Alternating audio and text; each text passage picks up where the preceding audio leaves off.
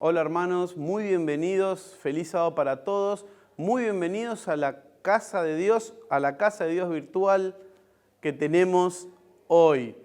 Gracias por acompañarnos por este medio. Hoy vamos a tener dos partes, vamos a tener las alabanzas y vamos a tener el tema del día. Por favor, les pedimos que se suscriban a nuestro canal si tienen ganas para recibir todas las notificaciones y enterarse cuando estamos en línea.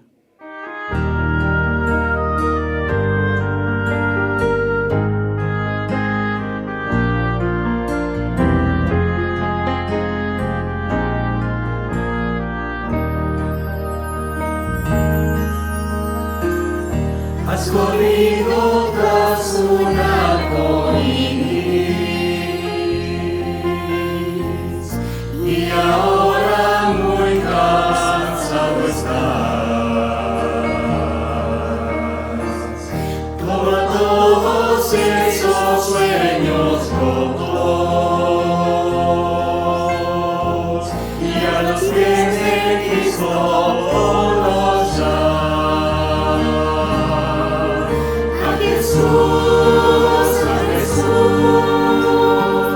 A Jesús entrega todo, sueños rotos y heridas del corazón. A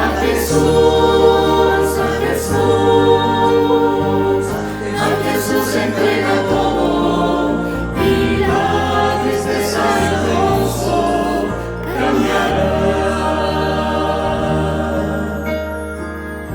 Él lo prometió sol todos los días. Sé que a veces viene la tormenta, pero nos ofrece un corazón nuevo que cante aún en medio del dolor.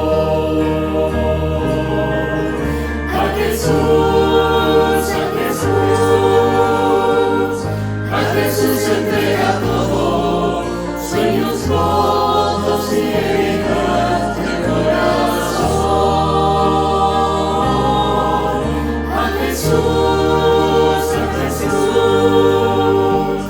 A Jesús entrega todo y la tristeza y el gozo cambiará.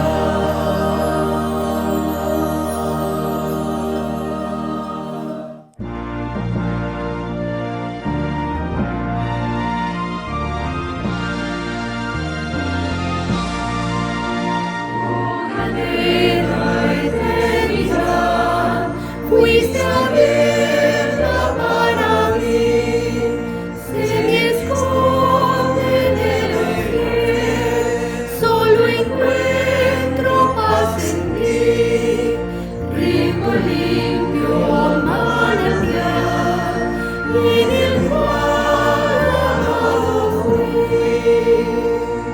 Aunque fuese siempre fiel, aunque llores sin cesar, del pecado no podré justificación lograr, solo en ti teniendo fe, salvación podré gozar, mientras tenga que vivir en el mundo de maldad. Cuando vaya a responder en tu angosto tribunal, se me esconde pero bien, rogaré la eternidad.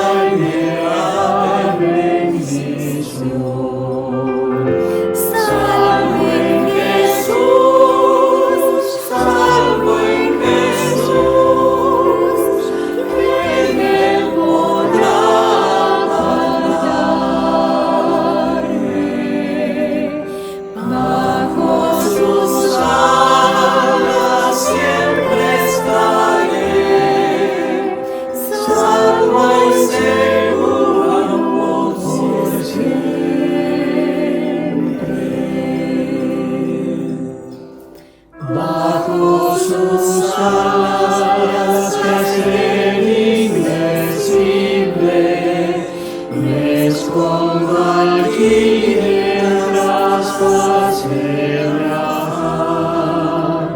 Fiel protección de mi fiero enemigo, paz y salud me proporcionará. Salvo en Jesús, salvo en Jesús, ¿quién me podrá alargarme? Bajo sus alas siempre estaré, salvo y seguro por siempre.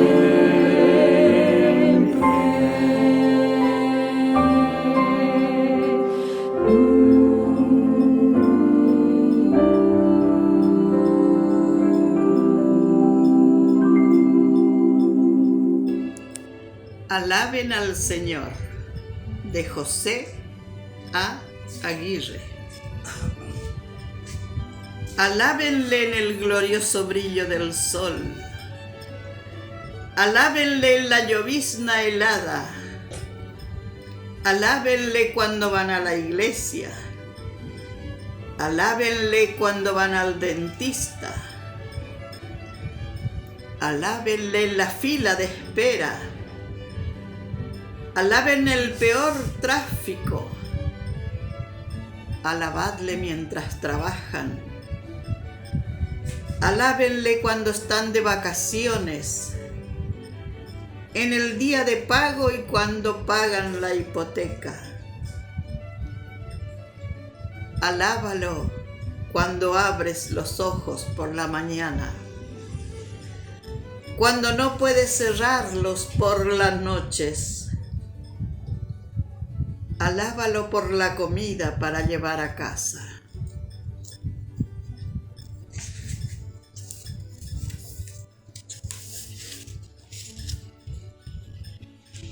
Alaben al Señor por las cenas elegantes. Alábenle por la computadora y el correo electrónico. Alaba a Dios cuando tienen 13 años. Y cuando tienes 93. Alaba en medio de una reunión familiar ruidosa o en la quietud de una habitación a solas. Con bocinas, tambores y amplificadores de sonido. Alábenle en el reproductor de CD y en el estéreo del auto, con su corazón y su voz en silencio. Que todo lo que respire alabe al Señor. Alaba al Señor. ¿Qué te daré, maestro? Cantar, Señor, tus dones desearía. Cantarlas no, gritarlos ante el mundo, decirlos de un himno tan rotundo que resonara siempre noche y día. Así mi voz sincera llegaría a ensalzar tu poder magno y fecundo. Así también mi amor grato y profundo estampado en sus notas quedaría. Pues era yo nada, tú de ella me sacaste, manchado vine y tú me redimiste. Mucho pequé, mas tú me perdonaste. Maldito estaba y tú me bendijiste. Gracias, Señor, por cuanto me otorgaste. Gracias sin fin por lo que tú me diste. Feliz sábado para todos. Los quiero saludar, abrazar virtualmente, también especialmente a la gente que nos sigue por Zoom, por YouTube, por Facebook, por las redes, por internet en general. Esto es algo que no hacíamos normalmente, saludar a gente que no estaba en la iglesia, pero bueno, nos hemos tenido que acostumbrar un poco a esto, ¿no? Les cuento rápidamente, lo mencionó Rosendo un poquito al pasar, vengo de una familia de pastores, pero no soy pastor.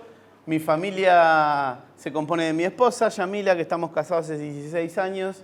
Tengo 2 nenas, una de 12 que empezó el secundario, Fiorella, y la pequeña Fiamma de 9 que empezó 4º grado. ¿Sí? Así que ellas no me acompañaron hoy, vine solo, pero ya en cualquier momento van, porque me suelen acompañar, así que en cualquier otro momentito voy a estar con ellas y me vuelven a invitar. Que esperen antes de volver a invitarme, esperen a que hoy termine, por las dudas. ¿Sí? Suelo ser, lamentablemente me lo dicen, suelo ser de largo aliento, ¿sí? Se me va el tiempo a veces. Mi mujer, ella es mi guía y se va al fondo y me hace señas, yo sigo. Así que eso igual reclámenselo al pastor Alex, porque el pastor Alex me invitó, me dijo, che, vos podés ir el 12 a Martel, y sí puedo, pero Ale, vos sabés que yo medio que, no, andá, la gente es muy buena, me dijo, bueno, listo Alex, vos arreglate ahí después con, él es el pastor de ustedes, así que bueno, que se arregle él, ¿sí?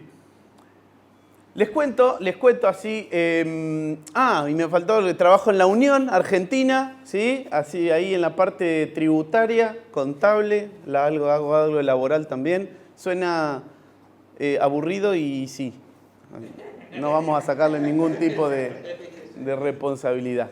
Les quería contar un poquito, ¿sí? Quería empezar con una experiencia que tuve hace muy poquito. ¿Quién conoce, quién visitó alguna vez la provincia de Misiones?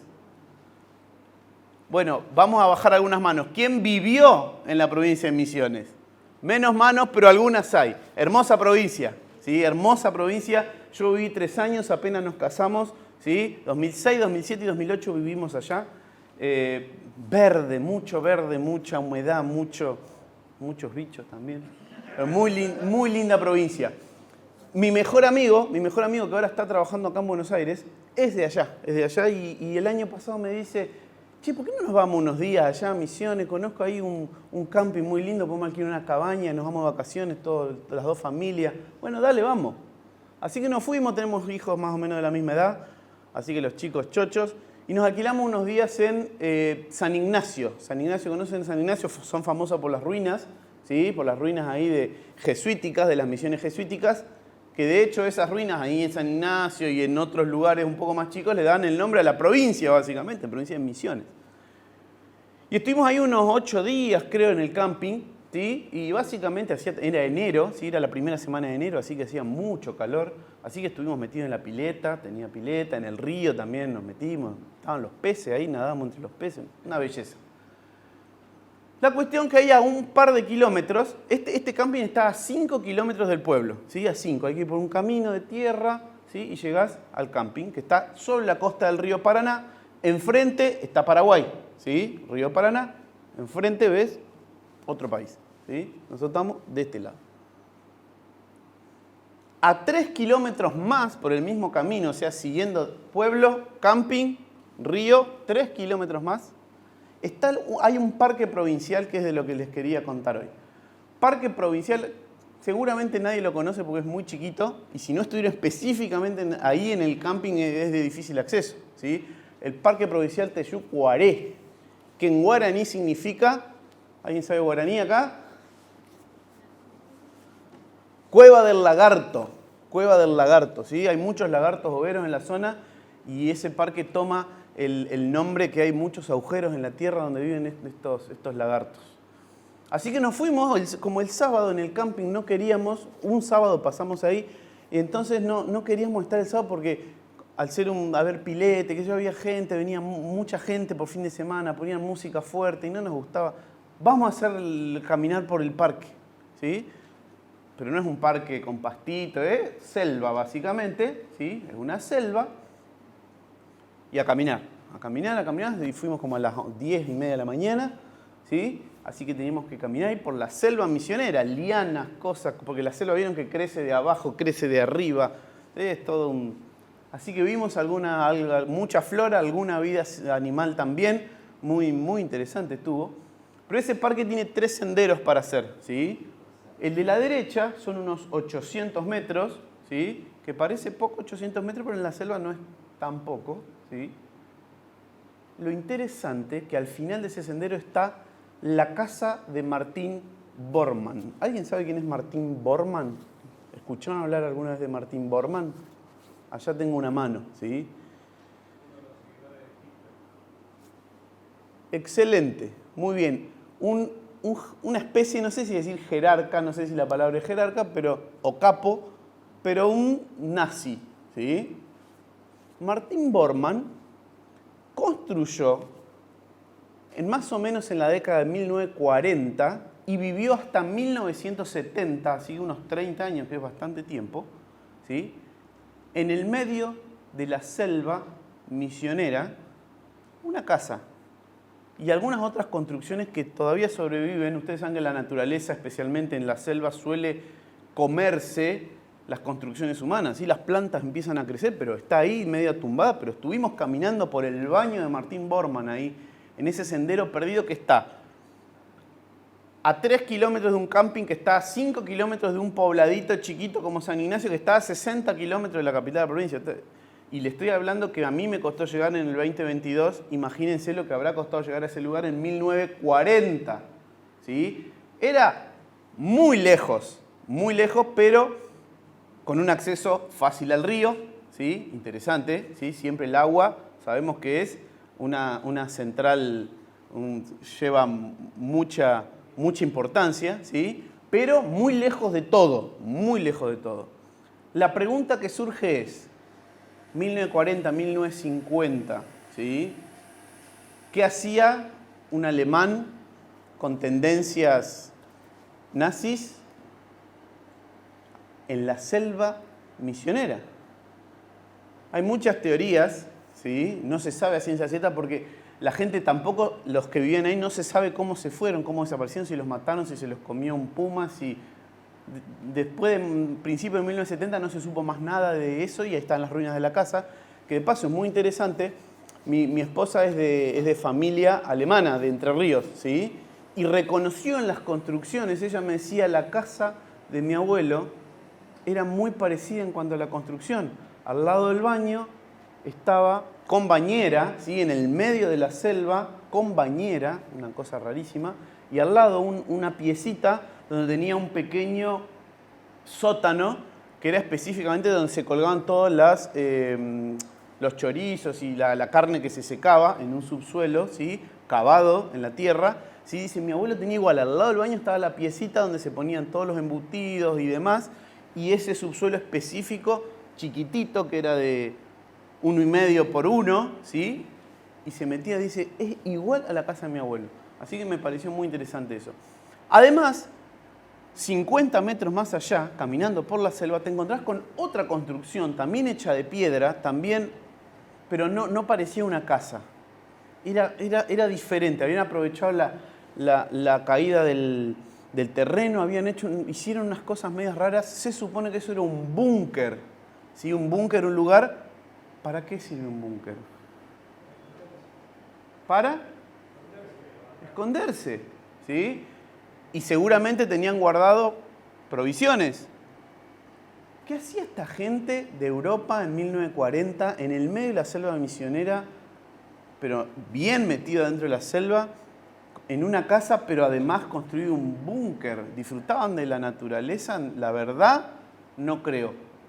No se sabe a ciencia cierta qué hacía esta gente acá, pero podemos intuir, ¿sí?, que estaban escapándose de algo o de alguien. Se estaban escondiendo. Y se fueron al lugar más lejano que se les ocurrió en 1940. ¿Sí? ¿Dónde vamos? Bueno, vamos a Sudamérica. Y cuando lleguemos a Sudamérica, ¿qué hacemos? Tomemos un barco y que nos lleve lo más lejos posible. Y el barco habrá subido por el Paraná y los dejó lo más lejos que podía llegar ese barco. Y eso es una elucubración mía nada más, ¿sí? Pero pareciera que esta gente se estaba escondiendo, ¿sí? Y habían trabajado mucho para que no los encuentren, y también habían trabajado por qué pasaba si los encontraban. Que no sabemos si los encontraron o no. Lo que sabemos es que a partir del principio de la década del 70 no estuvieron más. Así que qué historia misteriosa. Después pueden googlear un poco a ver si quieren seguir con la historia. Porque es misteriosa y no tengo un final para contarle, un cierre. ¿Sí? Queda así la historia. ¿Dónde están? ¿Qué pasó? Nunca se supo. Lo único que sabemos, pueden ir a ese parque provincial, caminar por la selva misionera y ver que quedaron restos de la casa y especialmente de ese búnker que me llamó mucho la atención, cuadrado, sin ventanas. Eso es lo más interesante. La casa con ventanas, todo el búnker no tenía ventanas. ¿Sí? Algo que no tiene ventanas no está hecho para vivir. Una construcción humana para vivienda siempre tiene que tener ventanas. Ese era un detalle que me pareció muy interesante. Ahora, esto me hizo pensar, ¿sí? Ustedes dirán, ¿qué me está contando este de sus vacaciones? Me hizo pensar, ¿no? en gente escondida, ¿sí? ¿De qué se escondía Bormann? ¿De qué se escondía Bormann? Y encontré algunos personajes bíblicos, ¿sí? Que también se escondieron. Si yo les preguntara a ustedes, seguramente saldrían varios nombres, porque a mí me salieron unos cuantos más de lo que yo primero pensé cuando estaba craneando la meditación. Me salieron varios nombres, pero elegí algunos porque no podemos leer la historia de todos. Vamos a repasar algunos. Unos que no pueden faltar, si estamos hablando de gente escondida, son Adán y Eva. ¿Sí? Bueno, Adán y Eva es de los personajes que no vamos a hablar. Pero vamos a leer el versículo para que no le queden dudas a nadie. Génesis, a ver que acá tengo mi machete, 3:8 si no me equivoco. Génesis capítulo 3, versículo 8. ¿Sí? ¿Qué dice Génesis 3:8? Luego oyeron la voz de Jehová Dios que se paseaba por el huerto. Todos sabemos en qué momento de la historia estamos, ¿no? Al aire del día, y el hombre y su mujer se escondieron de la presencia de Jehová Dios entre los árboles del huerto. Interesante. Adán y Eva se escondieron, ¿por qué? Porque tenían vergüenza, miedo, ¿sí? Una especie de Martín Bormann de la antigüedad, ¿sí? Yo creo que este Bormann se escondía porque tenía miedo de algo o de alguien, o de algunos, ¿sí? Adán y Eva tuvieron miedo, tuvieron vergüenza, sabían que se la habían mandado, ¿sí? Se escondieron porque les daba vergüenza y miedo mirar a Dios cara a cara como lo hacían todos los días, porque Dios, el mismo Dios, bajaba a caminar con el hombre y con la mujer todas las tardecitas, ¿sí? Y paseaban juntos charlando. Eso es algo que creo que ni siquiera lo podemos empezar a imaginar, lo que sería que el mismísimo Dios del cielo baje a caminar y a pasear por el huerto, ¿sí? Y ellos tuvieron vergüenza, miedo, tuvieron temor, ¿sí? Pero no el temor ese de la Biblia bien entendido, que dice que hay que tener temor de Dios. No, temor de miedo. Y se escondieron. Estaban escondidos, ¿sí? Repasemos otra historia de la Biblia donde se escondió nuestro personaje principal. Otro gran hombre de la fe que seguramente va a estar en el cielo. No, está en el cielo. Elías. Elías se escondió. ¿Saben dónde? Primera de Reyes, acá lo anoté, 19. Primera de Reyes 19.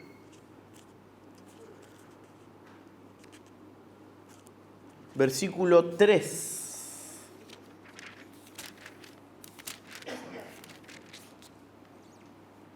Dice Primera de Reyes 19, esta historia viene después, ¿sí?, del Monte Carmelo, ¿sí?, donde Elías, ¿se acuerdan?, lucha con los profetas de Baal, ¿sí?, lucha con los profetas de Baal y los mata, ¿sí?, no queda ninguno.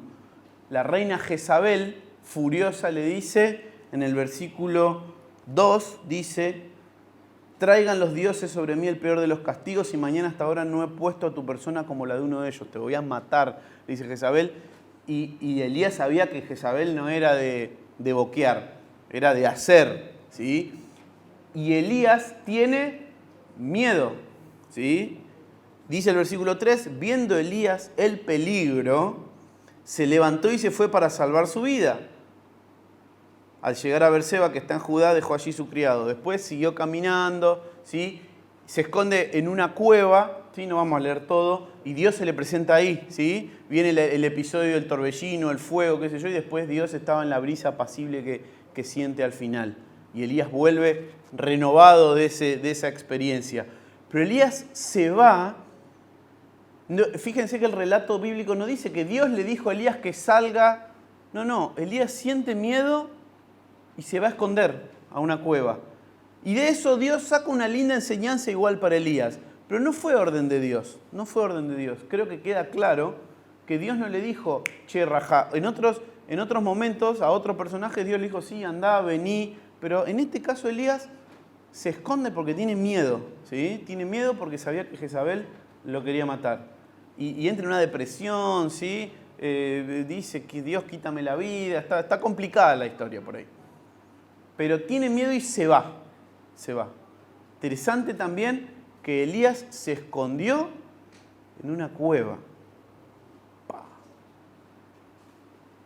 Escondido para salvar su vida. ¿Dios le dijo que vaya? No, Dios no le dijo.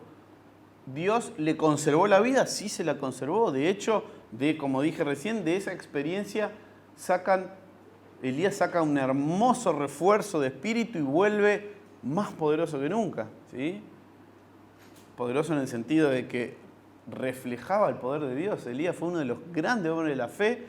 Y recuerden el final de la historia de Elías, con Eliseo se van a un lugar y viene un carro de fuego y se lo lleva, ¿sí? Elías y Enoc no conocieron la muerte. No, las únicas dos seres humanos hasta ahora, ¿sí? No conocieron la muerte. Un hombre poderoso. El poder de Dios se refleja en Elías. Así todo se escondió. Vamos a otra historia, la tercera. Esta también me gusta mucho. Está en Josué. Josué 2, ¿sí? Josué 2, e incluye a dos personas sin nombre, ¿sí? Y a una con nombre, Rahab. ¿Saben quién fue Rahab, no? Josué 2, versículo 4.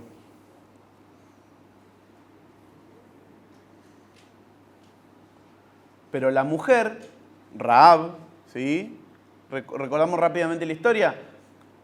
Josué había mandado a 2 espías a Jericó antes que caigan los muros, ¿sí? Los había mandado, quería ver cómo era, qué había adentro, quién no había. Estos 2 espías se habían hecho pasar medio por mercaderes ahí, por cosas, los habían dejado entrar. Se dieron cuenta quiénes eran, entraron a la casa de Rahab y viene este versículo, el 4, dice: pero Rahab, habiendo tomado los 2 hombres y los había escondido, ¿sí? Los había escondido. ¿Entre qué los escondió? Escondió ahí entre unos fardos de pasto que tenía y qué sé yo, cebada. Y los vinieron los soldados y Rahab dijo, no, la verdad que sí vinieron, pero ya se fueron. Y los soldados siguieron y salvaron su vida. Rahab, una prostituta, dice ahí el versículo, ramera, ¿sí? No era hebrea, era de Canaán. ¿Por qué piensan que hizo esto? Yo claramente sé que Rahab hizo esto porque fue una herramienta en las manos de Dios. Dios la utilizó para salvar a estas 2 personas. ¿Cómo? Escondiéndolas. Fíjense cómo va cambiando. ¿Cómo va cambiando? Adán y Eva se escondieron por miedo, ¿sí? Directamente a Dios. Directamente a Dios y a su obra. El siguiente que repasamos, Elías. ¿Se escondió por miedo a Dios? No, por miedo de su propia vida. Y se escondió. ¿Sí? Se escondió. Y ahora los espías de Canaán se escondieron también. ¿Sí? Se escondieron también para salvar su vida, pero claramente por orden directa de Dios. Dios utilizó a Rahab para que los escondiera. Y ellos pudieron cumplir su misión, volvieron, hablaron con Josué y pasó todo lo que pasó después, que tampoco vamos a repasar hoy. ¿Sí? Tampoco vamos a repasar hoy. Y ahora con estas 3 historias llegamos a la historia de hoy. La historia de hoy, que es, diría yo, del escondedor profesional de la Biblia. ¿Sí? ¿Quién es el escondedor, el que más se escondió en la Biblia? El primero, el que vio un barco, dijo, voy a pagar mi pasaje y me voy a ir. ¿Sí? Me voy a ir. Pero miren lo que pasa en el capítulo 1 de Jonás. Jonás. Fíjense qué interesante que está la historia de Jonás. Todos los versículos que quiero leer de Jonás están en el capítulo 1. ¿Sí? Creo que si siguiéramos leyendo Jonás incluso podríamos encontrar alguna cosa más. Pero fíjense qué pasa en el capítulo 1, versículos 2 y 3. Apenas arranca el libro. Todos sabemos la historia de Jonás más o menos, la conocemos. ¿Sí? En el versículo 2, levántate y ve a Nínive, aquella gran ciudad, y clama contra ella porque su maldad ha subido hasta mí. Y versículo 3 es la primera escondida de Jonás. ¿Sí? Dice, pero Jonás se levantó para huir de la presencia de Jehová a Tarsis y descendió a Jope, donde encontró una nave que partía para Tarsis, pagó su pasaje y se embarcó para irse con ellos a Tarsis, lejos de la presencia de Jehová. Este versículo contiene muchísimas cosas tan cortitas que podemos imaginarnos, pero principalmente yo entiendo que Jonás era un profeta, un hombre de Dios, estaba en la iglesia, iba a la iglesia Jonás, todos los sábados probablemente, pero no entendía quién era Dios ni qué era Dios, porque él supuso que comprando un pasaje de avión, de barco, agarrando el auto o un colectivo, iba a poder esconderse de Dios. O sea, no había entendido nada. No sabemos demasiado de Jonás antes de esta historia, ni sabemos demasiado de Jonás después de esta historia. Es una historia como las que le conté recién del parque provincial y de la casa de Borman, que Jonás, fíjense, cuando termina el capítulo 4 no tiene conclusión, termina con una frase de Dios que le dice a Jonás, y no sabemos qué le pasó a Jonás. Si volvió a ser profeta, si terminó yéndose para otro lado, no hay algo muy claro. Es una historia misteriosa también. A mí que me encantan las conclusiones de las historias. ¿Sí? Si yo miro una película, necesito que todo tenga una conclusión, una explicación más que una conclusión. Necesito que se explique lo que pasó. Y estas historias así, sin final, como la de Jonás, me dejan, quiero saber qué pasó. Así que es una cosa pendiente que tengo para el cielo. ¿Qué pasó con Jonás? ¿Estará Jonás en el cielo? Vaya uno a saber, no sé, espero que sí. Así que Jonás no entendía quién era Dios ni qué era Dios y supuso que yéndose en un barco se iba a escapar de su presencia. Temió por su vida, porque sabía que Nínive era una ciudad grande, era una ciudad de gente mala, era Buenos Aires. ¿Sí? Andá a Buenos Aires a predicar, ¿sí? Y Jonás tuvo miedo de ir a Buenos Aires, no quería ir. Dijo, seguramente voy a ir y me van a rechazar. Y la gente no solo me va a rechazar, porque si me ignoraran sería lo de menos, me van a matar, porque les voy a decir que hacen las cosas mal, que no tienen que hacer eso, que no se casen, que no hagan de esto otro, que no roben, todas las cosas que a ellos les gusta. Y entonces, ¿cómo se solucionan las cosas? Me van a matar. Entonces llegamos a la conclusión que la primera escondida de Jonás es parecida a la escondida de Adán y Eva. Tuvieron miedo, ¿sí? Tuvieron miedo de la obra de Dios. Pensaron que ellos podían esconderse para no hacer lo que Dios quería que hagan. Esto es un poco un paralelismo, ¿no? Entre esa historia de Adán y Eva y esta historia de Jonás. Adán y Eva pensaron que atrás de unos árboles Dios no lo iba a encontrar. Muchachos, atrás de unos árboles, de verdad. Jonás, ¿de verdad subiéndote un barco? No entendieron nada. No entendieron nada. Así que Jonás se subió a un barco y se fue. Sigamos con la historia, avancemos en la historia de Jonás. Jonás, después de un buen rato en el barco, no sabemos cuánto, se desata en el mar, ¿sí?, una tormenta de esas tormentas de verdad, que probablemente ninguno de nosotros, a no ser que haya algún marino acá entre nosotros que haga viajes en mar abierto, probablemente nunca hayan vivido, ¿sí?, al menos en el agua. Una cosa es estar en una tormenta en tierra firme y otra cosa es estar en el agua donde el barco flota. Y los barcos no eran los barcos de ahora, ¿sí? Y se desata una tormenta, versículo 5, ¿sí? Versículo 5. Los marineros tuvieron miedo, ¿sí? Tipos preparados, experimentados, que laburaban en el agua y habían pasado seguramente un montón de tormentas, tuvieron miedo. O sea que no era algo chico, ¿sí? Era algo de verdad, una tormenta de esa posta. Y los marineros tuvieron miedo. Y cada uno clamaba a su Dios, ¿sí? Se ve que había un multicultural ahí y cada uno tenía su propio Dios y clamaban que lo salve. Luego echaron al mar los enseres que había en la nave para descargarla de ellos. Una práctica bastante común de los marineros, aligerar el peso. Esto es raro porque probablemente era un barco comercial, ¿sí? Era un barco comercial, los barcos comerciales no eran de turismo, sino que llevaban cosas de un lugar a otro.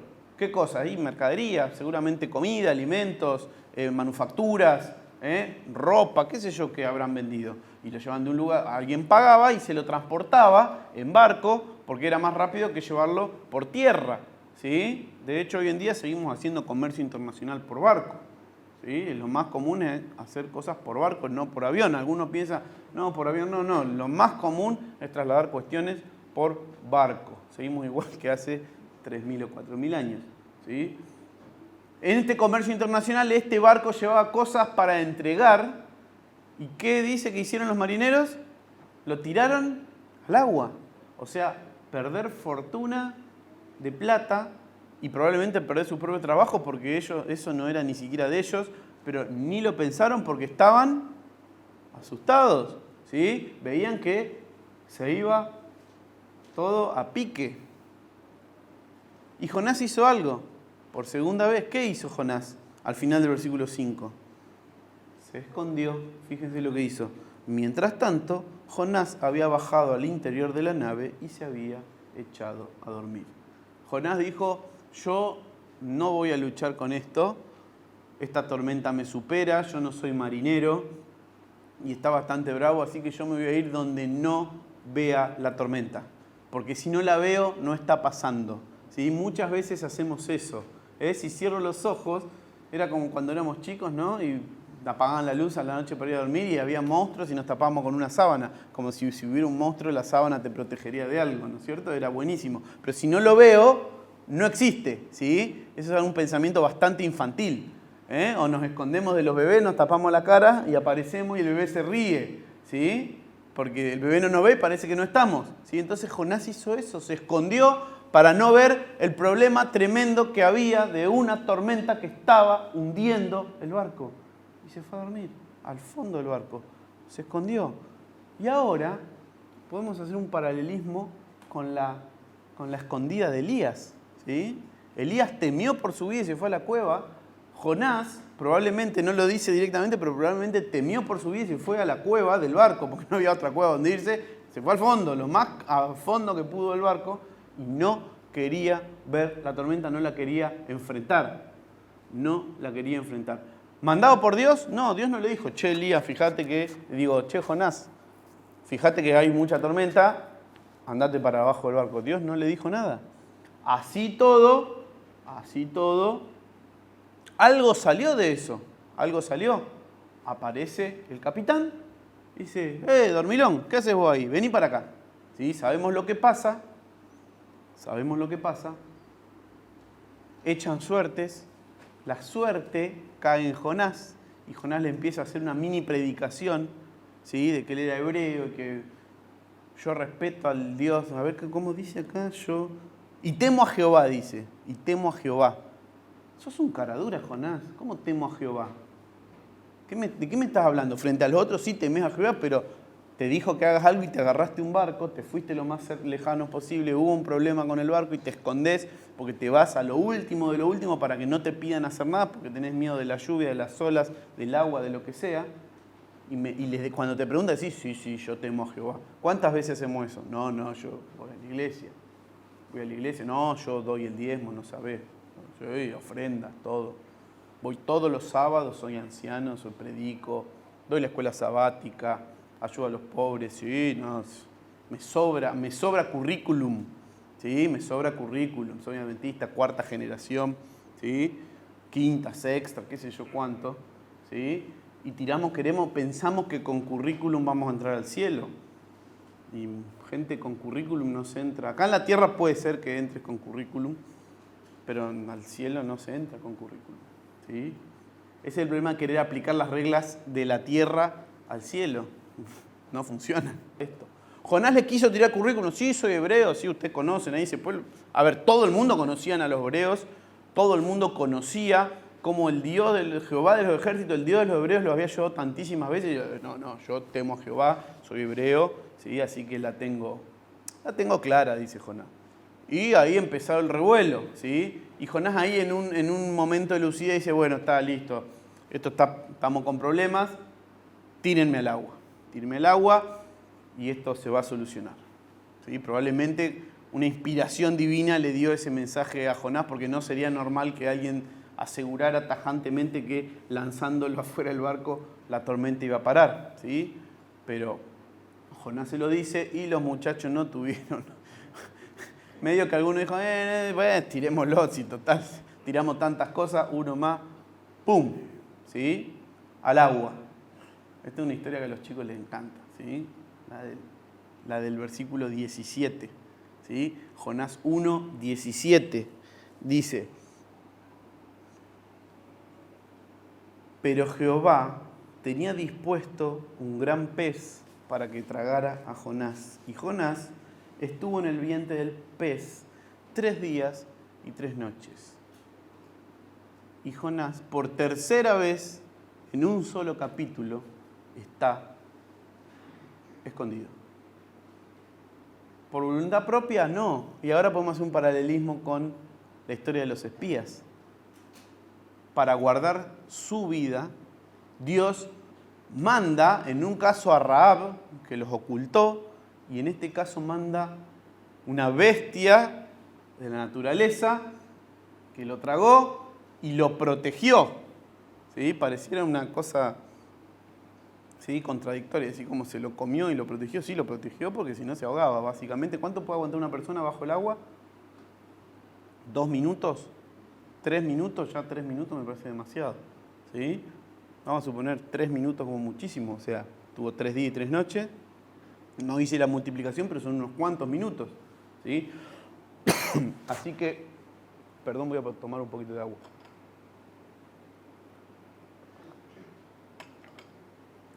Así que sí, Dios lo protegió mientras estaba escondido. Entonces la conclusión mía es que, entonces,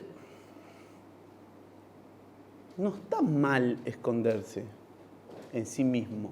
No es un problema estar escondido. Fíjense que Dios usó esconder, y hay más historias de gente escondida, seguro que encontramos en la Biblia, seguro. Pero si ustedes se fijan, los himnos que elegí hablan de esconderse en la roca. ¿Sí? Sé mi escondedero fiel, cantamos recién. Entonces, no está mal estar escondido. Pero lo que hizo Adán y Eva, ¿qué? Lo que hizo Jonás, ¿qué? De irse en barco lejos de Dios. Bueno, entonces el problema no es estar escondido, sino que el problema es lo que motive y lo que utilices para esconderte. ¿Sí? Ese es el verdadero problema. Entonces, la pregunta que surge de todo esto es, ¿vos estás escondido? ¿Te estás escondiendo? ¿De qué te estás escondiendo? ¿Estás haciendo la de Adán y Eva atrás de un árbol? ¿Sí? Para que no te vea, bien, si nos ponemos así, sale la panza por detrás del árbol, se ve. ¿sí? ¿Dónde estás? ¿Dónde estás parado? Como iglesia, corporativamente hablando, y cuando digo corporativo, corporación, algunos dicen, qué palabra rara, pero corporación, ¿qué significa? ¿Dónde viene? ¿Cuál es su etimología? Cuerpo. ¿Somos un cuerpo o no somos un cuerpo? Somos una corporación porque formamos parte de un cuerpo, ¿sí? ¿Ok? Es cierto que hoy en día la palabra corporación está bastante ninguneada y es feo, ¿no? Se le asocia a empresas, ¿sí? que explota a sus trabajadores y el medio ambiente y esto y lo otro, pero somos una corporación, porque somos un cuerpo, lo dice Pablo, ¿sí? El ojo no puede hacer lo mismo que hace el pie. Bueno, somos una corporación. Como corporación, creo yo que no estamos escondidos, ¿sí? Que tratamos, ¿sí? O al menos no estamos escondidos cobardemente como Adán y Eva o como Jonás al principio del capítulo. Pero mi pregunta no va a cómo estamos como iglesia corporativa, sino cómo estás vos. ¿Cómo estás vos? ¿Estás escondido? ¿Te escondés atrás del árbol? ¿Te tomás un barco para no estar? ¿Cómo te puedes esconder? Y cuando, la típica es cuando hay comisión de nombramiento en la iglesia, ¿sí? No, mirá, no puedo porque la verdad vos sabés que estoy con muchas cosas y no sé si voy a poder y tengo un hijo y tengo un padre grande y tengo mi trabajo. Y excusas hay, pero un libro más grande que la Biblia puede juntar de excusas, ¿sí? ¿Te escondés o no te escondés? ¿Cómo te escondés? ¿De qué te escondés? ¿De qué te escondés? En el barrio, cuando salís para la iglesia, el sábado a la mañana no llevas Biblia para que no vean que llevas, o no usas corbata y saco por las dudas que vean que vas a una iglesia. Te estás escondiendo, no querés compartir que vas a la iglesia, que sos cristiano, no le decís a nadie, tus vecinos no tienen ni idea, ¿sí? Que vas a la iglesia. ¿Te intentás esconder de esa manera? Flojo. ¿O realmente estás comprometido con la causa del Señor? Porque si todos nos escondemos, la venida de Jesús no se va a producir, al menos en nuestra generación. Ese es el gran tema.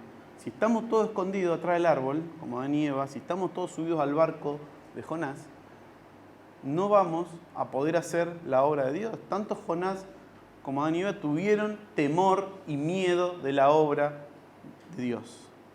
No quisieron, ¿sí?, ver a Dios cara a cara y se escondieron. Esto es un llamado para la iglesia hoy. Un llamado para la iglesia hoy. Pero también está claro que todos tenemos problemas, dificultades, y que necesitamos, ¿sí?, una roca, un castillo, ¿sí?, como escribió Lutero, donde escondernos, donde refugiarnos, ¿sí? Y ese escondite,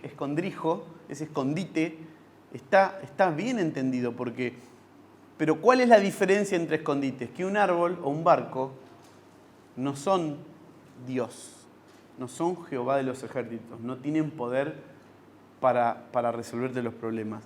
Y vamos ya para ir terminando a repasar un segundito un par de salmos, porque los salmos, si buscan cuestiones de esconderse, van a encontrar un montón. Yo busqué y había para ser dulce. Pero vamos rápidamente al Salmo 64. Salmo 64, versículo 2. Y dice así. ¿Dónde está? Acá está. El subtítulo de mi Biblia dice plegaria pidiendo protección contra enemigos ocultos. Y el versículo 2 dice, escóndeme del plan secreto de los malignos y de la conspiración de los malvados. Escóndeme. ¿Sí? David le está pidiendo al Señor que lo esconda, que lo proteja.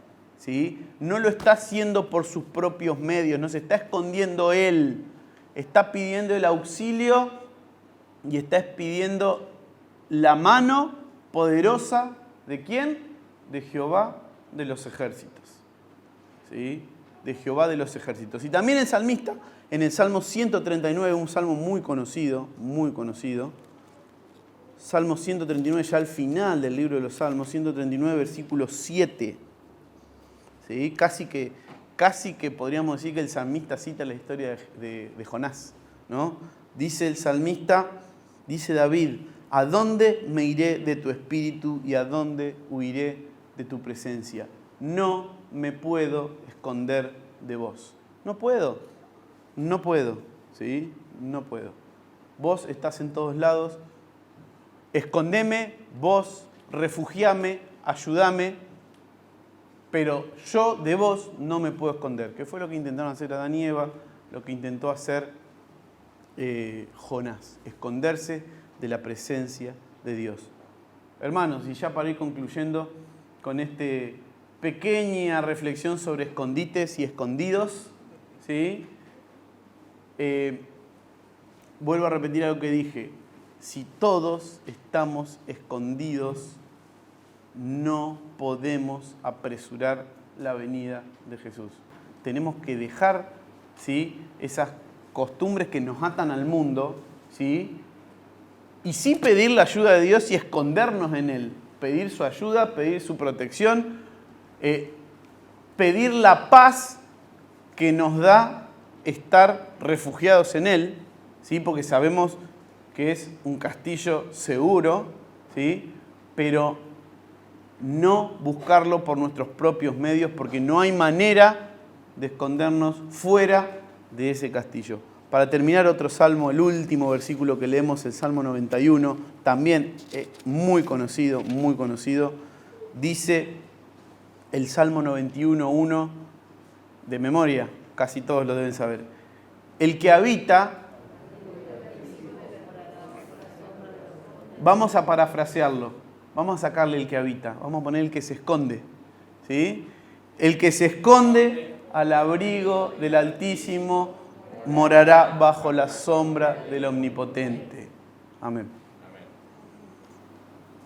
Padre nuestro, estás en los cielos, Señor, te queremos pedir que este himno sea una realidad en la vida de cada uno de nosotros, de cada una de las personas que vino hoy a la iglesia, cada una de las personas que nos siguió por internet. Señor, que podamos estar salvos y seguros en tu escondite, Señor. Que no pretendamos saber más que vos y hacer las cosas a nuestra manera, sino que te dejemos conducir el barco de nuestra vida. Quiero pedirte, Señor, una bendición muy especial por esta iglesia de Martelli, por cada hermano, por cada hermana, por cada niño, que puedan seguir fortaleciendo su fe y esperando y apresurando tu pronta venida. En el nombre de Jesús, amén. Bueno, hermanos, así llegamos al fin del programa de hoy. Les agradecemos muchísimo por habernos acompañado. Hemos disfrutado de un sábado más en la compañía del Señor. Así que, bueno, si ustedes quieren, pueden dejar en los comentarios. Tienen un pedido de oración, un agradecimiento, pueden dejarlo en los comentarios acá abajo. Y les recordamos que todos los sábados a las 11 de la mañana hay un nuevo video con un nuevo programa preparado con el corazón para todos ustedes. Muchas gracias.